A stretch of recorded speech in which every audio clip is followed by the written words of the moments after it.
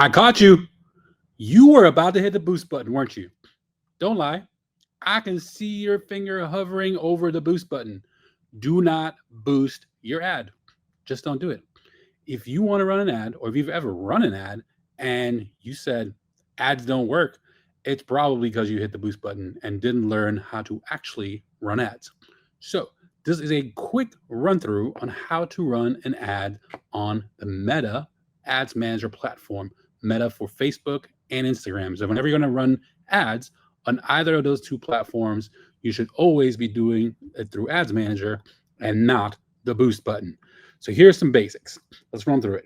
First starters, the way I always go through to the page is adsmanager.facebook.com/ads manager, right? So that'll get me to the ads manager page. And I am trying to use a new account instead of my regular account. So all my client information is private. But here is how you would build an ad. For starters, you got to build an audience, right? And the reason the boost button doesn't work because most of the time you're going to run an ad to your friends and people have similar characteristics to you and your friends. So there's a few different audiences you can run.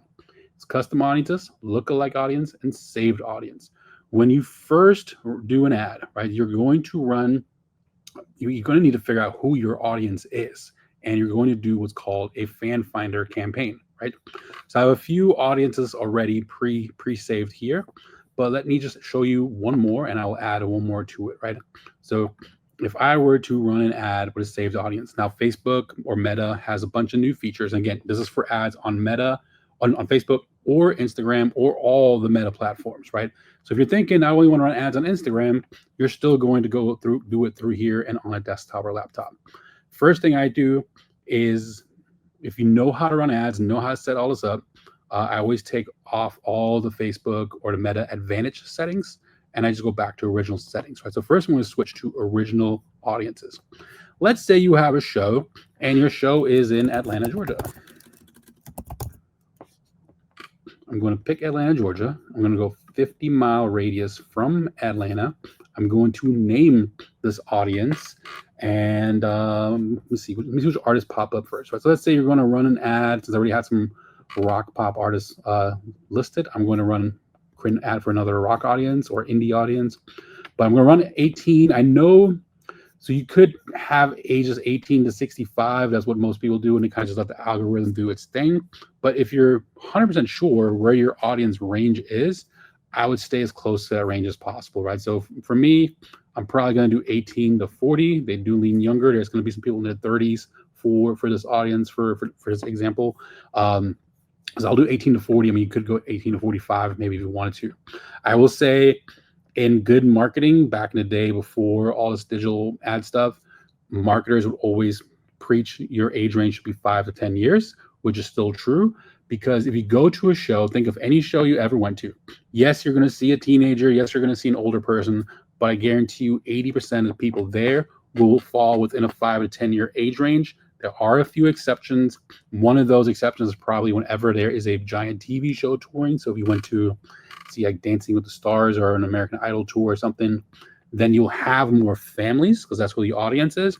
But for the most part, for most artists, it's going to fall within a 10-year range, right? But since we're running digital ads and the ads are going to algorithmically optimize themselves, you can run a little bit of a wider range, right? So you have 18 to 45 for this audience. Now, if your audience leans older, you could do 25 to 50, right? Something like that. But let's just say I'm trying to target. So, and you can choose, right? If you want men or women, I just use all genders. Always for ads, unless they're 100% sure that 80% of the audience leans one way or the other, right? So detailed targeting, I will put the artist's name. Now I will add one disclaimer. As I say, I want to target Tegan and Sara fans in Atlanta. So I'm going to go back up here. So I'm targeting 28 to 33,000 people. This is great for a show. I don't want the range to be bigger than this, right? And honestly, if I wanted to get a little more sophisticated, I can narrow my audience. And I can say I want Tegan and Sara fans that are into concerts, right? And here we go. Now that audience even narrowed a little bit more. So I want fans that go to concerts, right? So I'm going to name this audience Tegan and Sara, Atlanta. And here's my saved audience, right? Now, We can get into custom audiences for another video that I'm not trying to do a whole entire workshop on this for this video, but I just want to show you how to set up a basic campaign, right? So Tegan and Sara fans, I'm going to create an ad. There's quite a few different campaigns. Again, metapixels, if you want to get deep into the weeds, we could set up conversion campaigns, right? So sales or lead campaigns. You could set up campaigns for engagement on your post. But to the most part, for a first-time ad, right? If you're thinking about the whole entire ad funnel and customer journey, I usually always start with traffic ads. It is not the only type of ad I run. I've had some people ask on some past videos, right? Do I only run traffic ads? No, the answer is no. A lot of times will start with traffic ads, so I have something to retarget later, or I'm not able to drop a metapixel on there, right? So just real quick, trying to not go too long with this, but a metapixel allows me to retarget clicks, and I can also set up conversion events, right? So actually someone going all the way to putting tickets in their card to actually checking out and so on.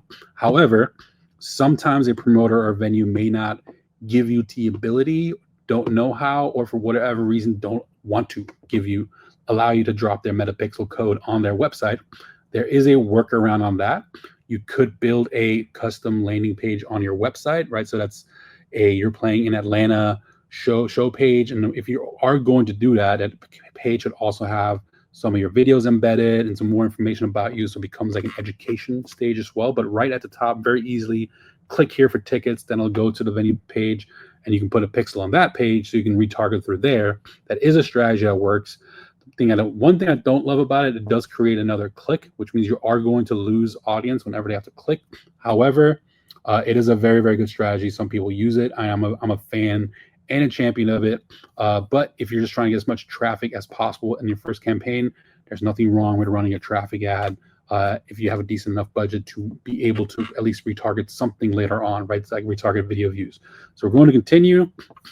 Again, I don't use any of the recommendations. I do everything manually. And we'll go here. Very important at this level. So I'm just going to call this your artist name, right? Atlanta. And let's just say the show is on August 21st. I'll put 8/21. That'll be my campaign name. Then one important thing, you can set budgeting at the campaign level, right? So if you look here on the left, you have a few different levels. Let me see if I can make this a little bigger. Can y'all see this better? All right. So you have a few different levels, right? You have your campaign level. This is called your ad set level, and this is called your ad level right here. So at the campaign level, I am not going to budget here. This is way too big for me now. You see, hope this works for anybody watching. So at the campaign level, I do not set the budget here. I set it at the ad set level, right? If you have multiple ad sets, which is something I do, and I'll show you a quick preview on how we're going to add multiple ad sets and why. But if you have multiple ad sets, if your budget's at the campaign level, then Meta is going to decide which of your ad sets is going to be seen the most. And if you want to do it equally because you're testing something, then I would set it at the ad set level where I always set it. So now I'm going to hit next. Now it puts me to the ad set level, right? The audience I created was Tegan and Sara. So I'm just calling it Tegan and Sara ATL because it's for my Atlanta show. I am sending traffic, right? So I wanted to go to the website, to the ticketing page. So I will be here. It's going to optimize for a maximum number of clicks. This is what I want for this type of campaign. Again, not every campaign that I run is specialized for this. Let's say I'm going to run it at $5 a day. My whole budget will be more, but I'm going to start there. The ad's supposed to start tomorrow, 10 a.m. Then I'm going to set an end date. Make sure you set an end date so your ad doesn't keep running beyond when you want it. And I say usually I will have, so let's say tomorrow was Friday, right? Usually I'll have an ad start on a Friday on an on sale a few hours before the show goes on sale, and I have it run all the way to the following Sunday for the on sale campaigns. If you watch one of the past videos, we talked about the different campaign cycles, right? So for the on sale campaign, I usually start from the on sale date until the following Sunday to really reach the full campaign journey. I'm trying my best here. This is way too big for me now, but probably better for y'all to see. So here under audience controls, right, I want to go find my audience. So I'm going to go show more options. And if I go here, switch to original audience options, going to that. I'm not going to use the advantage, so original audience options. Now I'm going to go find my saved audience, the Tegan and Sarah Atlanta audience is right here. Now, again, you're probably thinking, well, Chris G, I only want to run ads on Instagram. So do I, right? So I'm going to come here under placements, and right here, Advantage Plus placements.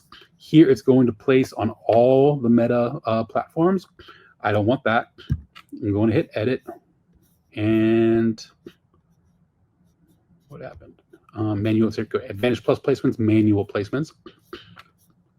And under manual, I only want to run on Instagram, right? So I'm going to turn all this other stuff off: Threads, Messenger, Audience Network, Facebook. I only want to run on Instagram. I'll just make sure here. Okay, so it's on Instagram feed, Instagram profile, Instagram Explore, Instagram Home.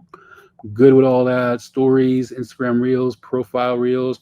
I am good with all that. Instagram search, good with all that.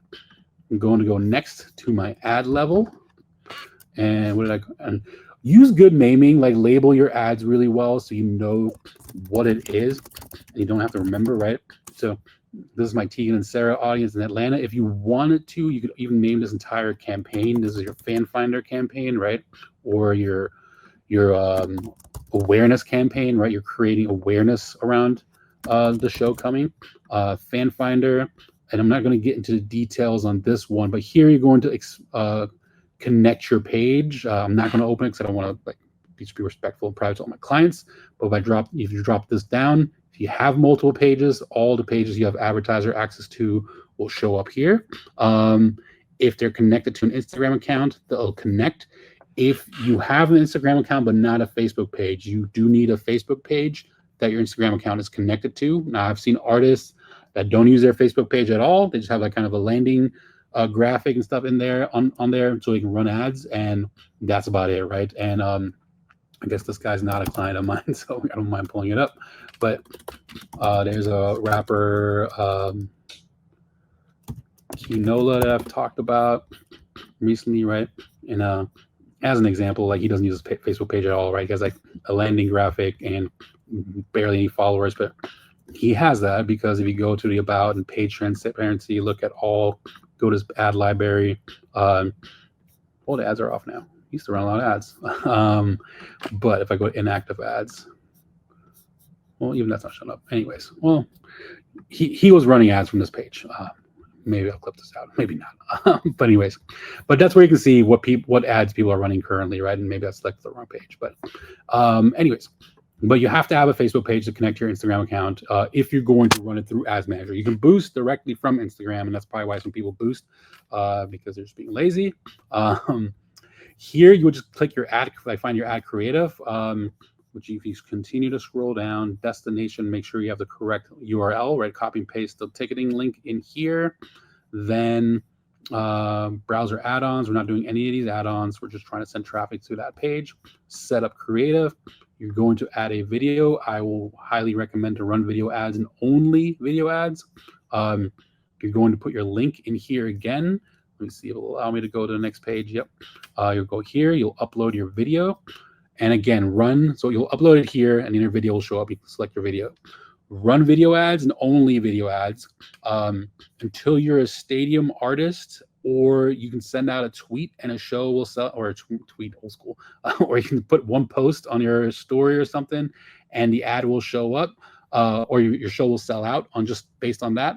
Then you don't need to run ads, and then you don't need to run video ads. Then you literally just post a graphic of your flyer, and then your show will sell out, right? But most of those are not there. So you're going to run video ads, because with video ads, you can do what's called retargeting, which we'll talk about in just a second. Is there anything else important in here? You do want to put text, right? Because I'm not connecting everything. It's not all showing up. But you're going to put a catchy hook, right? Could be Atlanta. We'll be coming to play at Smith's Old Bar, whatever venue. Make it exciting, make it fun, make it relevant. Use a couple of emojis that are relevant to you, and that'll be your text for the ad. And then you're not going to hit publish yet if you haven't run ads before through here, right? What you're going to do then, you're going to duplicate this ad. Now we get sophisticated.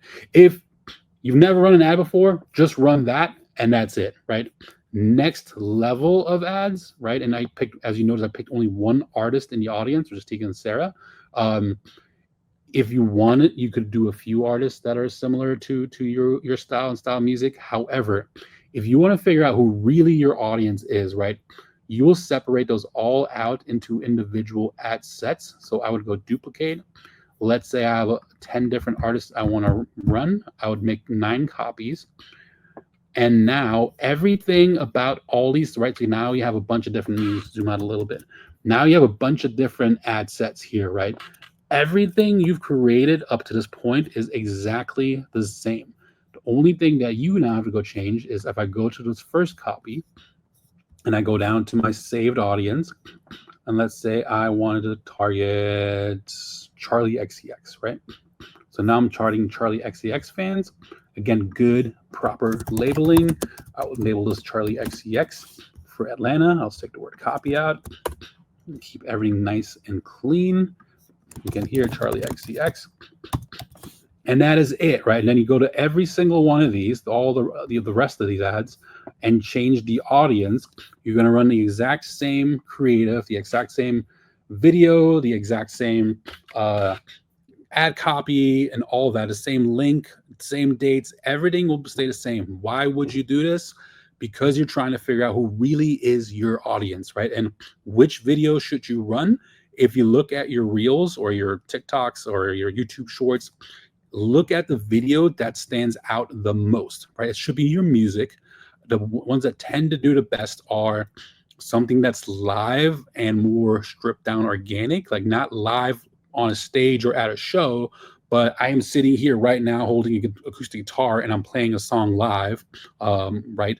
Just in front with the camera and me. Those kinds of videos tend to do the best on all those platforms, which means if someone doesn't know who you are yet, they will also run the best when you're running ads, right? So go through your Reels or your Shorts or TikToks and look at which video has a significant lead over others. You're not looking for something that has gone viral. Maybe many of you haven't gone viral yet, but if your average video views are in the 200-300s and you have a video that's at 1,000 or 2,000 or 3,000, it stands out, right? It's significantly more than the other videos. Then use that video. Make that your lead magnet until you've done enough content and you found a new lead magnet. Use that to promote your shows. Don't use your new single. Your new single is for your existing fans. Use what's worked before and use that to sell tickets, because when you're selling tickets and promoting music, it's very different.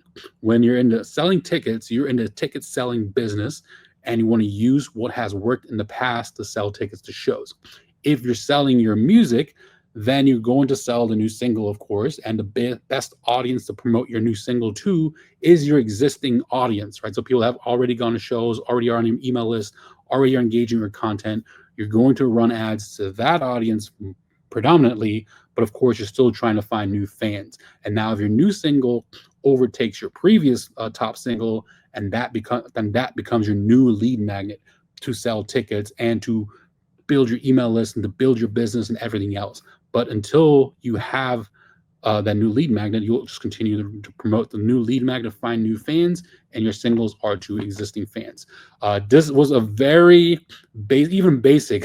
I feel like this video is way too long, but even at a basic level, right, into running ads, start there. Don't let that intimidate you. Definitely run ads. Do not hit the boost button. And if you want more of a deep dive into one workshop, of course, I have the Making It Academy, right? Come please join the Making It Academy. It's on Patreon. You have an amazing community of people, of artists and promoters and venues from all over the country, all over the world actually now. And it's $30 a month. Join live workshops. We have a bunch of agents coming up in June, and we'll have more guests in the music industry, but you get to be on a live Zoom with them, ask them questions, and then you have the archive of all those videos available. And most of those videos, right, I don't give them all to the $10 subscribers because I want to incentivize them to come to the next level. But if you just have $10 a month, you can join there. There's an archive of a bunch of videos. If you want a deeper dive on how to actually build the ads and build a whole campaign that's set up more like course style, come join there. You'll learn more of a deep dive. If not, most creators out there that are selling a course, right, this is being super transparent, right? If you just look at all their videos, you just kind of have to search for it. But just look at all their videos and you probably can piece them together, right? So right now you just piece together how I ran a basic campaign. Maybe something else is out there where I went a little bit more sophisticated with it, and you just piece them together, or piece with one of my videos and one of another creator's videos and one of another creator's videos, and you can figure it out all on your own for free, right? But if you want it all organized and in a workshop fashion, come join the Patreon, the Making It Academy on Patreon. This video is from my buddy Nolan, who asked me to make this, and he'll be on a future podcast episode. It'll come out if you are watching this in the future. It might be out already. Nolan Walsh from Red West Concerts, a great promoter on the West Coast, asked me to make this video, and I'll do almost whatever I can for my students. And why am I bringing this up? Because he said he booked one show after joining the Making It Academy, and he made enough money from that one show to pay for years of Making It Academy, right? So thank you, Nolan, for those kinds words and those shout outs, and thanks for requesting this video. So hope y'all learned something. Hope to leave, if you don't want to join the Academy, just leave a comment, leave a question, I'll answer anyway.